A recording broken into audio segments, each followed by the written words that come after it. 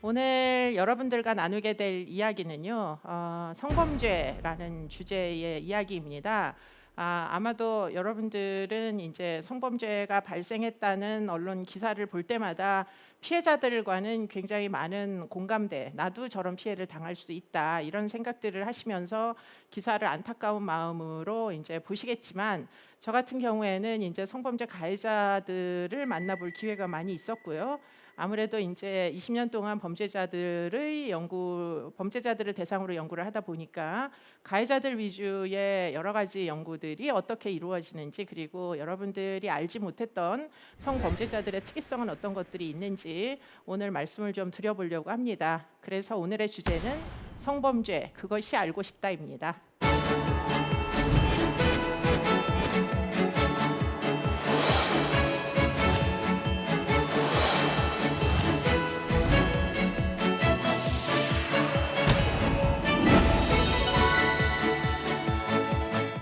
1년에 이제 처분이 되는 성범죄 중에 강간 사건은 그렇게 많은 숫자가 처리되는 것은 아닙니다. 과거보다는 꽤 많이 늘기는 했지만 1년에 성범죄 관련 이제 그 사건 수는 지금 맨 오른쪽에 보시면 개라는 게 나오는데요. 뭐 한 3만 건 정도가 발생하는데, 그중에서 강간 범죄가 차지하는 비율을 보면 한 5천여 건 정도다, 이렇게 이제 보시면 되겠고요. 나머지가 이제 다 무엇이냐, 2만 5천 건씩이나 되는 이제 성범죄 안에 추행도 들어가고요. 그리고는 그것 말고도 최근에 이제 눈여겨봐야 될 부분들이 있는데, 카메라 등 이용 촬영죄하고 통신 매체 이용 음란 죄가 이제 여기에 굉장히 많이 포함됐다라는 걸 아실 수 있을 겁니다. 이것이 거의가 다 이제 IT 기기들을 이용하는 거고요. 이 중에 상당한 숫자는 여러분들이 지금도 아마 손에 들고 계시든지 아니면 가방 안에 넣고 계시는 그 휴대폰을 이용해서 일어나는 것들이 최근에는 태반입니다. 핸드폰에 붙어 있는 그런 카메라 등을 이용해서도 얼마든지 언제 어디서나 카메라 등 이용 촬영 범죄가 일어나다 보니까, 뭐 특히 이런 범죄가 많이 일어나는 곳이 사실은 지하철이잖아요. 굉장히 붐비는 시간대에 여성들이 자기 방어를 하기 어려운 그런 시간대에 뭐 치마 속을 촬영한다거나 이런 종류의 범죄들이 카메라 등 이용 촬영죄가 적용되는 그런 범죄이고, 그리고는 또 그것 이외에도 지금 이런 이제 음란물들이 촬영이 되면 그것을 유포시키는 사람들도 있습니다. 그러다 보니까 통신 매체를 이용을 해가지고 여러 가지 이제 어떤 회원들이 가입하게 되는 그런 음란 사이트들을 통해 가지고 촬영한 이제 영상들을 올린다거나, 그래서 또 누군가는 금전적인 이득을 취한다거나, 이런 일들이 이제 늘어나다 보니까 지금 정말 폭발적인 증가 추세에 있는 것은 사실은 카메라 등 이용 촬영죄와 지금 매체를 이용한, 통신 매체를 이용한 다양한 이제 음란물들의 범람입니다. 그러다 보니까 지금 이런 것들이 그 기존의 강간 범죄를 체포하고 검거하고, 그리고는 이제 사건 수사를 하고 그다음에 이제 기소와 판결을 하던 그런 이제 절차하고는 좀 차이가 있는 새로운 첨단 수사 기법 같은 것들이 많이 등장하기도 하였다. 그렇기 때문에 요즘은 어떤 사건이 발생하면 그 사람의 당장 핸드폰부터 압수를 해가지고 소위 이제 디지털 포렌식이라고 해서 그 핸드폰 안에 음란 영상물이 얼마나 있는지, 그리고는 그런 것들을 통해 가지고 상대방과 어떤 대화를 했는지, 그리고는 또 SNS 등을 통해 가지고 동료들과 이제 음란물들을 어떻게 공유했는지, 이런 것들에 대한 이제 증거를 확보하기 위한 노력을 하기까지 이제 이르게 된 것이죠.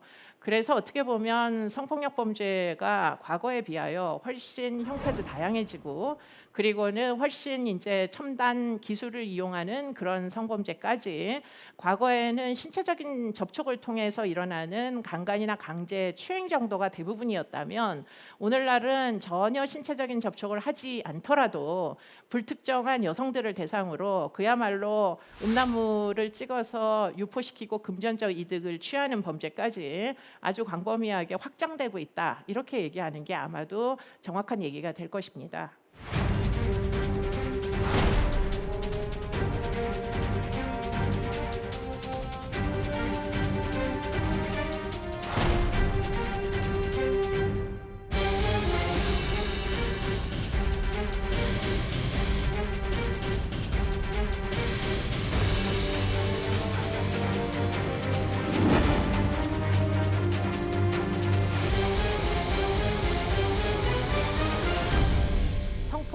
성범죄는 그 어떤 형태의 인제 유형이든지 간에 가장 핵심은 바로 동의를 했냐는 것입니다. 성폭행은 틀림없이 가해자가 존재하고 그리고는 이 가해자가 피해를 입힌 피해자가 존재합니다.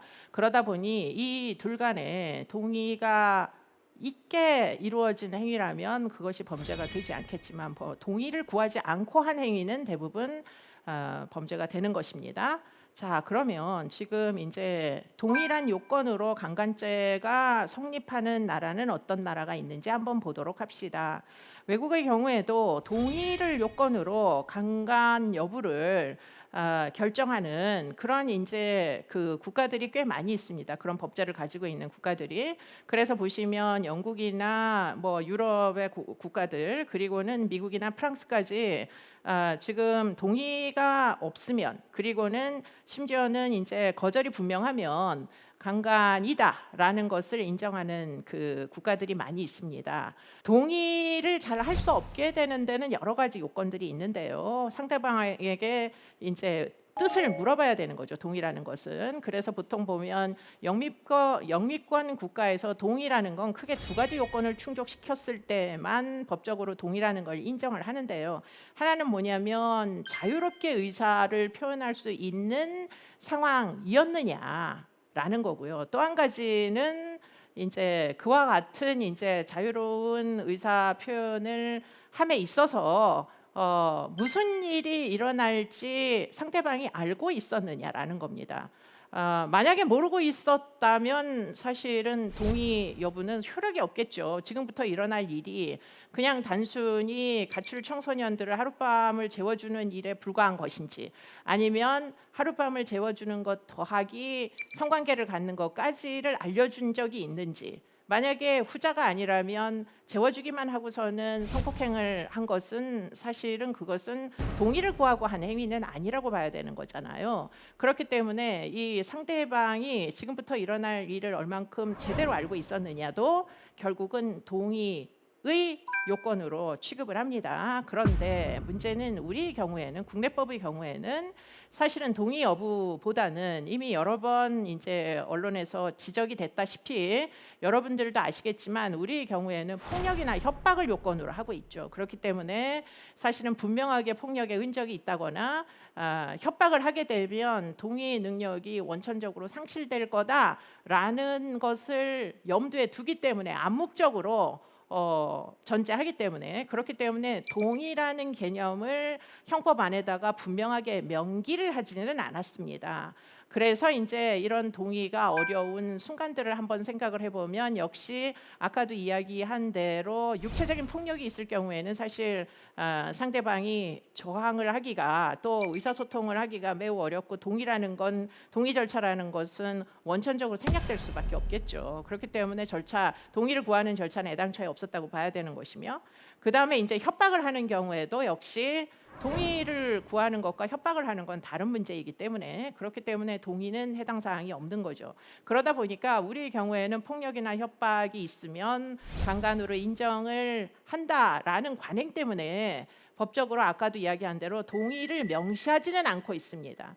그러나 문제는 동의가 명시되지 않으면 사실은 동의를 구하는 절차에 대해서 분명하게 사실 따지지 않는 문제가 사실 발생하는 거죠. 예를 들자면 동의가 애당초에 어려운 사람들이 있습니다. 예를 들자면 지적장애인들이 마찬가지죠. 지금부터 일어날 일이 뭔지 일단 알려주지 않으니 더군다나 자유로운 의사표현이 어려울 정도로 뭐 여러 가지 의사소통 능력이나 뭐 사리분별력상에 좀 어려움이 있으니 결국에는 지금 어떤 일이 일어날지도 알지 못한 채 이루어진 어떤 강압에 의한 성관계라면 사실은 분명하게 폭력도 없고 분명하게 협박도 없으니 이것은 강간이라고 인정하기가 좀 어려운 지경에 놓이게 되는 게 그게 이제 국내법의 맹점입니다. 이게 이제 동의를 구하는 절차가 명시적으로 명기돼 있지 않다 보니까 만약에 그러면 폭력도 없고 협박도 없는 상태에서 이루어진 성관계를 그거를 성폭력으로 봐야 되느냐 말아야 되느냐에 있어서 사실은 특히 지적장애인이나 특히 나이가 어리거나 또는 여러 가지 유혹에 의해서 넘어갔거나 예를 들자면 가출 청소년 같은 경우 경우에 아까도 이야기한 대로 하룻밤 잘 곳이 당장 필요하면 그렇게 해서 보통 아이들이 유인이 많이 되죠. 일단 집을 가출하면 밤에 잘 곳이 없으니까 결국은 본인이 가지고 있는 핸드폰으로 여러 가지 SNS나 또는 인터넷을 연결해서 오늘 하룻밤 잘 곳이 필요합니다 하고 만약에 랜덤 채팅 앱에다가 본인의 청을 올리게 되면 그 밑에 우리 집에 와서 자라 하는 댓글들이 수없이 많이 달리는 게 현실이다 보니까 사실은 그렇게 해서 유인이 되는 경우에는 동의를 구하는 절차가 완전히 생략된 채 사실은 그 제안에 유인돼서 결국은 그 장소로 가서 성폭행을 당하는 일들이 발생하는 거죠. 그렇기 때문에 이 동의라는 것이 분명하지 않아서 발생하는 그 애매한 회색지대에서 사실 지적장애인이나 아동 청소년이나 또는 특히 이제 공박한 위치에 있는 가출 청소년들은 많은 경우에 성폭력 피해에 노출이 됩니다. 그리고는 또 일부는 만취해서 의식이 없거나 또는 요즘 최근에 많이 발생했던 많이 보고가 됐던 그 마약 성범죄도 사실은 상대방을 무의식 상태, 의식이 없는 상태에다 몰아 집어넣고 저항을 할 수가 없는 상태에서 이루어지는 성관계이다 보니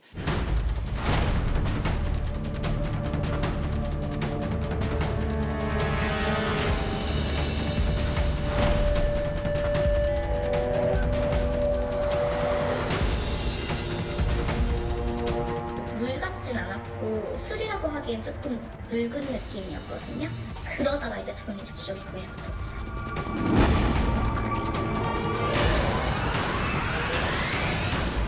상하 관계가 분명하고 그리고는 이제 그러면 사실은 아까도 이야기한 대로 폭력이나 협박을 행사한 건 아니에요. 부하 직원에게. 그런데 강력한 본인의 무소불위의 권력을 이용을 해가지고 자기 밑에 있던 비정규직 계약직 직원에게 비서에게 결국에는 어떤 제안을 했는데 그 제안을 쉽게 거절하기 어려워서 그래서 결국에는 같은 공간에서 결국 당한 그 성폭력 피해에 대하여 가해자의 입장은 너무나 일관성이 있습니다. 가해자가 꼭 지금 여기에 지목된 사람이 아니더라도 너무나 수많은 성범죄 가해자들은 내가 폭행을 하지 않고 내가 협박을 하지 않았는데 그런데 내가 한 행위가 왜 합의된 성관계라고 간주하지 않느냐, 왜 피해자는 그것을 강간이라고 혐의 제기를 하느냐 하는 부분에서 서로 간의 의견이 충돌하는 지점들이 되는 것이죠. 지금 이제 안희정 사건은 특히 아까 이야기했던 동의의 절차를 거치지 않은 전형적 사건입니다. 왜 동의를 구하는 절차를 거치지 않았을까요?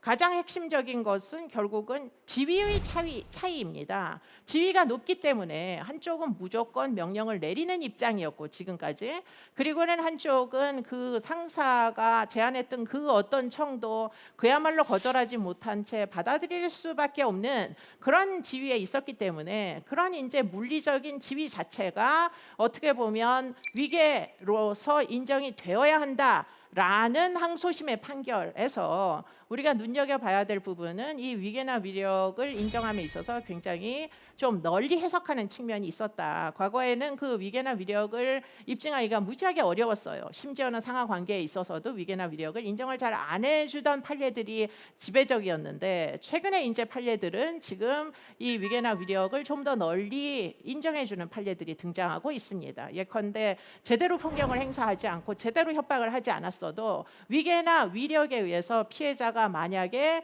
제대로 항거할 수 없는 입장에 처해 있었다면 그런 취약한 피해자의 입장을 고려를 해줘야 된다라는 게 지금 위계나 위력에 의한 간음, 예컨대 성폭력으로 인정받은 케이스가 되는 겁니다.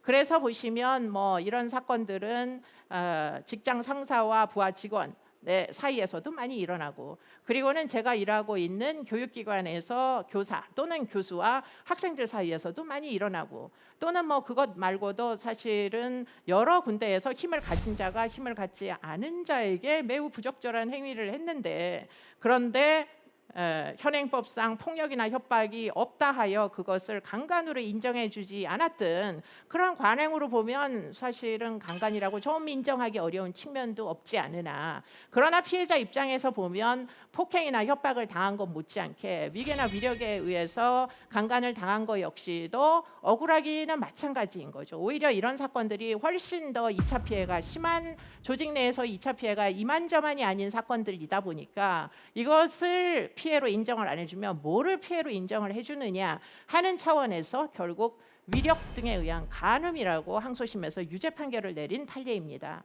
그러면서 이제 그 판결문에 등장하는 용어가 바로 성인지 감수성이라는 거예요.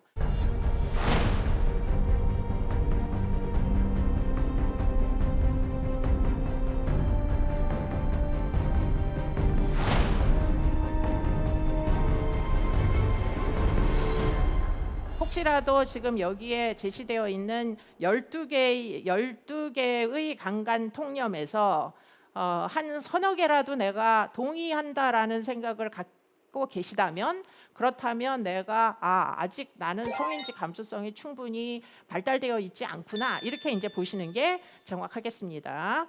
자, 첫 번째 전제는 뭐냐? 성폭력은 나와 무관한 일이다, 이렇게 생각하는 거예요. 아까도 이야기한 대로 성폭력은 1년에 3만 건, 뭐 3년만 돼도 10만 건 가까이 되는 거죠. 그렇기 때문에 성폭력 피해는 사실은 특정한 뭐 몇몇 사람들, 예를 들자면 밤늦게 귀가하는 사람들, 뭐 또는 뭐 여러 가지 야한 옷을 입고 다니는 사람들, 또는 만취한 사람들에게만 발생하는 것은 아닙니다. 그렇기 때문에 성폭력은 사실은 나의 아주 가까운 곳에서도, 또는 나를 대상으로 해서도 언제든지 발생할 수 있는, 이것은 꼭 여성만의 문제가 아닙니다. 남성 피해자도 역시 마찬가지입니다.